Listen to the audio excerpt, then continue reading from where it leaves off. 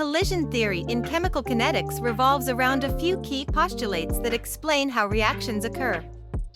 First, for a reaction to happen, reactant particles must collide. But not just any collision will do, they need to collide with sufficient energy, known as the activation energy. Think of it as needing a certain amount of oomph to break bonds and form new ones. Next, orientation matters. The particles must collide in the right way. Imagine trying to fit two puzzle pieces together. If they're not aligned, they won't connect.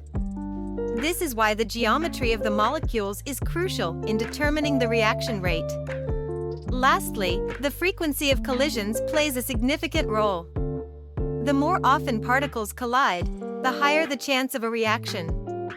Factors like concentration and temperature can increase this frequency, making reactions happen faster. So, in essence, collision theory highlights that successful reactions depend on energy, orientation, and the sheer number of collisions.